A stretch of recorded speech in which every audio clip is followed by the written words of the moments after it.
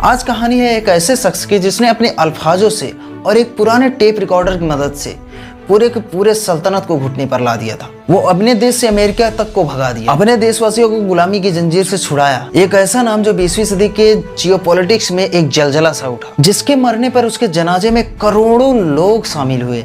यानी दुनिया के सबसे ज्यादा लोग अगर किसी के जनाजे में शामिल हुए तो इसी के शामिल हुए थे। ये इंसान मुसलमानों का रहनुमा था। मुसलमान इसके एक बार कहने पर जान देने के लिए तैयार हो जाते थे। जी हाँ, मैं बात कर रहा हूँ ईरान के supreme leader Ayatollah Ruhollah Khamenei. ये वो शख्स था जिसने अमेरिका को भी अपने देश से भगा दिया था, वो भी केवल और केवल अपने एक टेप रिकॉर्डर की मदद से। तो दोस्तों आइए समझते हैं कि आखिर ये आदमी इतना पावरफुल बना कैसे कि पूरी की पूरी मुस्लिम कम्युनिटी इसके एक बात पर कुछ भी करने को तैयार हो जाती है। इसको अच्छी तरह से समझने के लिए हमें इन 5 पॉइंट पर नजर डालना होगा। इसमें से पहला है एक गोल्डन केज और एक फकीर। इसको समझने के लिए हम वक्त के पहिए को थोड़ा से पीछे ले चलते हैं 1970 के दशक में। 1970 में ईरान चमक धमक से भरा हुआ था। शाह मोहम्मद रेजा पहलवी यहाँ के बादशाह थे। उनके पास दुनिया की 5वीं सबसे बड़ी आर्मी थी। जो यहाँ के बादशाह थे शाह, वो ईरान को वेस्ट जैसा यानी मिनी पेरिस या मिनी न्यूयॉर्क जैसा बनाना चाहते थे। लेकिन दोस्तों इस चमक के पीछे एक काला अंधेरा था। गरीबी बढ़ रही थी और करप्शन अपनी चरम सीमा पर था। और जो शाह की खुफिया पुलिस होती थी, यानी जो उसके सेवक होते थे, वो लोगों को उठा ले जाते थे, आम लोगों को उठा ले जाते थे। उसी वक्त ईरान से मीलों दूर इराक में और फिर फ्रांस में एक व्यक्ति बैठा था जिसका नाम था खामेनी। उसके पास ना तो बंदूक थी और ना ही सेना थी।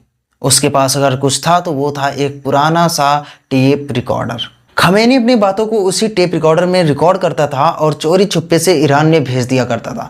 और वहाँ के लोग चोरी छुपे से अपने घरों में बैठकर उसकी बातों को सुनते थे। खामेनी उस टेप रिकॉर्डर की मदद से लोगों को समझाता था कि तुम लोग गुलाम नहीं हो, तुम खुदा के बंदे हो।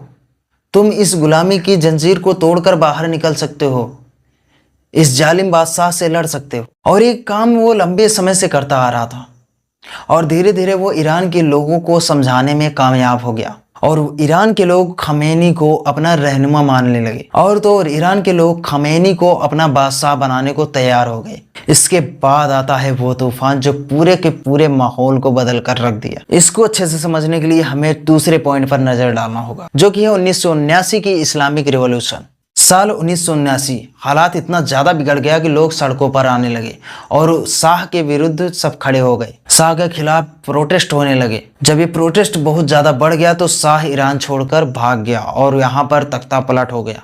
1 फरवरी 1979 को ईरान की राजधानी तेहरान के आसमान में एक एयर फ्रांस का जहाज मंडरा रहा था।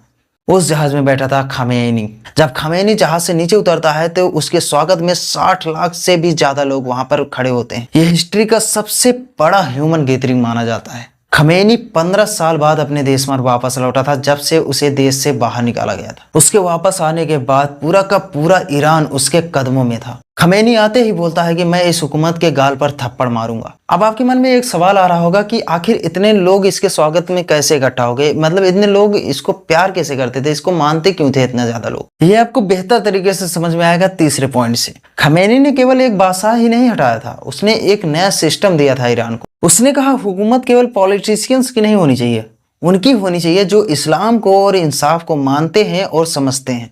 और यहीं से दोस्तों इस्लामिक रिपब्लिक ईरान की नींव रखी जाती है। शिया मुसलमानों के लिए वो केवल एक लीडर ही नहीं, वो उनके लिए नबी इमाम बन गया था। उस जमाने में दोस्तों दुनिया 2 भागों में बटी हुई थी, एक था अमेरिका और दूसरी तरफ रसिया। उस समय खामेनी ने नारा दिया था, ना गर्भी ना सरकी, फकत इस्लामी, जिसका मतलब है ना ईस्ट ना तो वेस्ट, केवल इस्लाम। वो न ईस्ट की तरफ जाएगा ना वेस्ट की तरफ जाएगा, वो केवल और केवल इस्लाम की तरफ जाएगा। दोस्तों आपको जानकर हैरानी होगी कि जो ईरानियन स्टूडेंट थे वो 1979 में ही अमेरिकन एम्बेसी पर कब्जा कर लिए थे, जिसको हिस्टेज क्राइसिस कहते हैं। पूरी की पूरी दुनिया उसमें देखती रह गई थी। खामेनी ने उसमें साबित कर दिया था कि एक सुपर पावर देश के आंख में आंख डालकर वो बात कर सकता है। लोगों के दिलों में बसने की एक और वजह थी जो कि आपको चौथे पॉइंट से समझ में आएगी, जो कि है जियोपॉलिटिक्स और एयरक्वेट्स। खामेनी ने ईरान की जंग को केवल ईरान तक लिमिटेड नहीं रखा, उन्होंने फिलिस्तीन और इजराइल के भी मुद्दे को उठाया था। रमजान के आखिरी जुम्मे को एयरक्वेट्स डे के रूप में घोषित किया। इससे पूरे मुस्लिम वर्ल्ड में चाहे शिया हो चाहे सुन्नी हो, दोनों में इसको मसीहा का दर्जा मिल गया। क्योंकि वो फिलिस्तीन मुद्दे पर खुलकर बोलने वाला सबसे बड़ा लीडर बनकर उभरा। अब चलते हैं 5वें पॉइंट की तरफ, जो कि है 8 साल की खूनी जंग। जी हाँ दोस्तों, खामेनी के जीवन में सबसे बड़ी चुनौती तब आई जब इराक के सद्दाम हुसैन ने अमेरिका के कहने पर ईरान पर हमला कर दिया था। आप जानकर हैरान हो जाएंगे, ये युद्ध चला था 8 साल तक। खमेनी ने अपने भाषण के माध्यम से ईरान के लोगों को इतना ज़्यादा मोटिवेट कर दिया कि वहाँ के जो यंग लोग थे वो टैंकों के सामने बिना हथियारों के कूद जा रहे थे। इस युद्ध में लाखों लोग मारे गए थे, लेकिन ईरान की 1 इंच जमीन नहीं गई।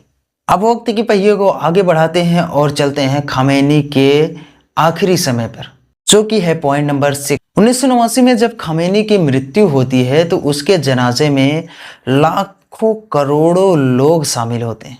भीड़ इतनी ज्यादा थी कि उसके ताबूत को तोड़ दिया था और मुस्लिम लोगों का ये मानना था कि उसके एक टुकड़े कफन से इनकी बरकत हो। भीड़ इतनी ज्यादा थी कि उससे बचने के लिए इसकी बॉडी को हेलीकॉप्टर से ले जाया गया था। ये दुनिया की सबसे बड़ी फनरेल रिकॉर्ड की गई थी। दोस्तों, इस पूरी स्टोरी से क्या कंक्लूजन निकलता है, क्यों इसको लोग इतना ज्यादा पसंद करते थे? मेजर 3 पॉइंट्स निकल के आते हैं। इसका अटल ईमान, एंटी वेस्ट स्टेटमेंट, और तीसरी है इसकी आवाज। इसकी आवाज में ऐसी अथॉरिटी थी कि इसके एक बार कहने पर मुस्लिम लोग अपनी जान देने के लिए तैयार हो जाते थे। इसके जो क्रिटिक्स हैं, यानी जो इसको नहीं मानने वाले हैं, वो कहते हैं ये पुराने ख्यालों के नेता थे, ये ईरान को पीछे ले गया। और जो इसके मानने वाले लोग हैं वो मानते हैं कि इसी ने ईरान को गुलामी की जंजीरों से छुड़ाया और ईरान को इतना बेहतर बनाया। बाकी आप क्या सोचते हैं इसके बारे में कमेंट बॉक्स में जरूर बताइएगा। दोस्तों, लास्ट में एक चीज आपको क्लियर करना चाहता हूं कि खामेनी और खामेनेई दोनों अलग अलग इंसान हैं। अभी जिसको मार्च में अमेरिका ने मारा वो खामेनेई है, आयतुल्लाह खामेनेई। लेकिन अभी हमने जिसके बारे में बात किया ये खामेनी है। इसकी मृत्यु 1979 में ही हो गई थी। लेकिन ईरान को मुस्लिम राष्ट्र घोषित करने वाला, ईरान को पूरी तरह से बदलने वाला यही इंसान था। तो दोस्तों, अगर आपको जानकारी अच्छी लगी हो तो वीडियो को लाइक करके हमारा हौसला जरूर बढ़ाइएगा, और चैनल नया है तो चैनल को सब्सक्राइब करके हमें सपोर्ट जरूर करिए ताकि आगे कंटिन्यू कर पाएँ। और कमेंट बॉक्स में अपना विचार रख के जाइएगा। मिलते हैं अगली वीडियो में, तब तक के लिए नमस्कार, जय हिंद।